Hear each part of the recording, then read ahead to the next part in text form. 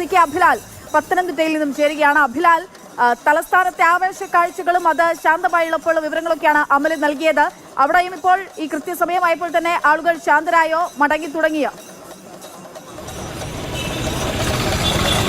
17 ഡിവിഷനുകളുള്ള ജില്ലാ പഞ്ചായത്ത്, 53 ഗ്രാമപഞ്ചായത്തുകൾ, 4 നഗരസഭകൾ, 8 ബ്ലോക്ക് പഞ്ചായത്തുകൾ, 2 ആഴ്ചയിലേറെ നീണ്ടുനിന്ന പരസ്യ പ്രചാരണത്തിന് പരിസമാപ്തി ആയിരിക്കുകയാണ്. പ്രവർത്തകരും അതോടൊപ്പം തന്നെ സ്ഥാനാർത്ഥികളും ഒക്കെ തന്നെ കേന്ദ്രീകരിച്ച പത്തനംതിട്ട നഗരമധ്യം ഇപ്പോൾ ആളുകൾ പിരിഞ്ഞു പോയിക്കൊണ്ടിരിക്കുന്ന കാഴ്ചയ്ക്ക് സാക്ഷ്യം വഹിക്കുകയാണ്.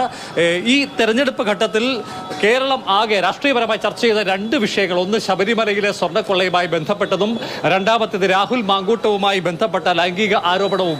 ഈ 2 വിഷയങ്ങൾക്കും പത്തനംതിട്ടയുമായി അഭേദ്യമായ ബന്ധമുണ്ട്. കേരളം മറ്റൊരു തെരഞ്ഞെടുപ്പിലും രാഷ്ട്രീയപരമായി ചർച്ച ചെയ്യപ്പെട്ടത് പത്തനംതിട്ടയുമായി ബന്ധപ്പെട്ട വിഷയങ്ങൾ അല്ലെങ്കിൽ ഇക്കുറി കേരളത്തിലെ ആകെ ചർച്ചാ വിഷയമായിരുന്നു പത്തനംതിട്ടയുമായി ബന്ധപ്പെട്ട ഈ വിഷയങ്ങൾ. അതുകൊണ്ട് തന്നെ തെരഞ്ഞെടുപ്പിൽ ഇത് ഏത് ഘട്ടത്തിൽ ഏത് തരത്തിൽ സ്വാധീനിക്കപ്പെടും എന്നുള്ളതിനെക്കുറിച്ച് പ്രവചനങ്ങൾ അസാധ്യമായിരിക്കുകയാണ്. ഇനി അവശേഷിക്കുന്നത് 24 മണിക്കൂർ സമയമാണ്. ആ സമയത്ത് ആടി ഒളിഞ്ഞു നിൽക്കുന്ന വോട്ടുകൾ ഉണ്ടെങ്കിൽ അതിനെ കൂടി വശീകരിച്ച് അല്ലെങ്കിൽ അവരെ കൂടി സ്വാധീനിച്ച് പരമാവധി അനുകൂലമാക്കാനുള്ള രാഷ്ട്രീയ തന്ത്രത്തിൻ്റെയും അതോടൊപ്പം തന്നെ രാഷ്ട്രീയ നീക്കങ്ങളുടെയും സമയമായിരിക്കും.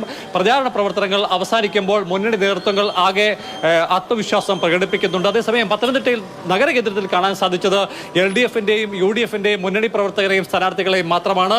NDA പ്രവർത്തകരെ ആരെയും തന്നെ ഈ മേഖലയിൽ കാണാൻ കഴിഞ്ഞില്ല. അതിന്റെ പ്രധാനപ്പെട്ട വസ്തുത എന്നുള്ളത് നഗരസഭയിലെ സ്ഥാനാർത്ഥികളാണ് രംഗത്ത് വന്നത്. അവിടെ കഴിഞ്ഞ കാലയളവിൽ എവിടെയും NDAക്ക് അല്ലെങ്കിൽ BJPക്ക് ഒരു പ്രതിനിധിയെ വിജയിപ്പിച്ചെടുക്കാൻ കഴിയാത്ത സ്ഥിതിയാണുള്ളത്. ദുർബലമായ സംഘടനാ സംവിധാനമാണ് നഗരസഭ അടക്കമുള്ള കേന്ദ്രങ്ങളിൽ NDAക്കുള്ളത്. അതിനാൽ തന്നെ NDAയുടെ സ്ഥാനാർത്ഥികളോ പ്രവർത്തകരോ ആരും തന്നെ കൊട്ടിക്കലാശത്തിന്റെ ഭാഗമായി നഗരകേന്ദ്രത്തിലേക്ക് എത്തിച്ചേർന്നില്ല.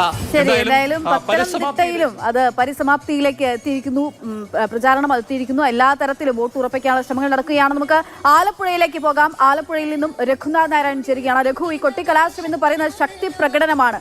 ഞങ്ങൾക്കൊപ്പം ഞങ്ങൾക്ക് ഇത്രയും ശക്തി ഉണ്ട് എന്ന് മറ്റൊരാളെ കാണിക്കേണ്ടുന്ന അല്ലെങ്കിൽ എതിർ പാർട്ടിക്കാരനെ നിഷ്പക്ഷമായിട്ടുള്ള വോട്ടർമാരെ ഒക്കെ കാണിക്കേണ്ടുന്ന കാഴ്ചയാണ്. ആ ശക്തി പ്രകടനവും വോട്ടിംഗ് ഒരുപക്ഷെ ട്രെൻഡായി മാറാൻ ഉൾപ്പെടെയുള്ള സാധ്യതയുണ്ട്.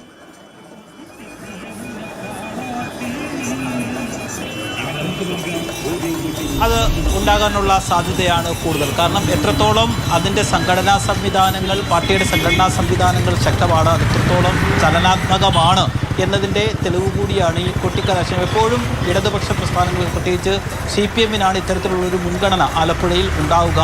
ജില്ലാ പഞ്ചായത്തിലും ഗ്രാമപഞ്ചായത്തിലും ബ്ലോക്ക് പഞ്ചായത്തിലടക്കം മൃഗീയ ഭൂരിപക്ഷമാണ് നിലവിൽ CPM-ന് ഉള്ളത് അല്ലെങ്കിൽ LDF-നുള്ളത്. ആ നില കുറച്ചുകൂടി മെച്ചപ്പെടുത്താനാകും എന്നുള്ളതാണ് UDF-ന്റെയും BJP-യുടെയും പ്രതീക്ഷ. കാരണം മുൻപെങ്ങുമില്ലാത്ത വിധം UDF-ന് വിമതശല്യം നന്നായ രീതിയിൽ കുറയ്ക്കാൻ വേണ്ടി സാധിച്ചിട്ടുണ്ട്. BJP-ക്ക് കഴിഞ്ഞ കുറച്ച് നാളുകളായി നമ്മൾ കാണുന്നത് പോലെ ഒരു ചെറിയ വളർച്ച എല്ലായിടത്തും ഉള്ളതുപോലെ തന്നെ ആലപ്പുഴയിലും BJP-ക്കുണ്ട്. പക്ഷേ അപ്പോഴും ഇടതുപക്ഷത്തിൻ്റെ കോട്ടയാണ്. ഭൂരിഭാഗം സീറ്റുകളിലും ഇടതുപക്ഷം ജയിക്കാനാണ് സാധ്യത കൂടുതൽ. മറ്റൊരു രസകരമായ കാര്യം, നമ്മൾ അല്പസമയം മുമ്പ്, അതായത് ഒരു 10-15 മിനിറ്റ് മുൻപ് ഇവിടെ എത്രത്തോളം ജനങ്ങളുണ്ട് എന്ന് നമ്മൾ കണ്ടതാണ്.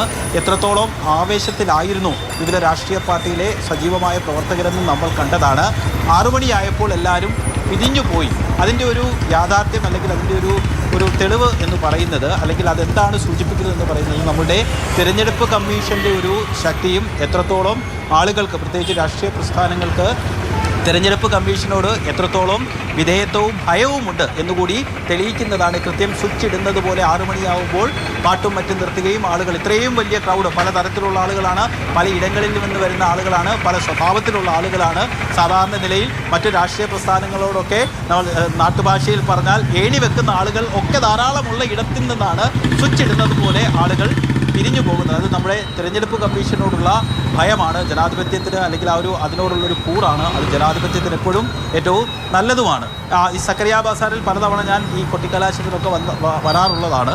പക്ഷേ പലപ്പോഴും ഈ ആളുകൾ തമ്മിലുള്ള ആവേശം അതിരുകടക്കുമ്പോൾ ചെറിയ രീതിയിലൊക്കെയുള്ള വാക്കേറ്റമൊക്കെ ഉണ്ടാകാറുണ്ട്.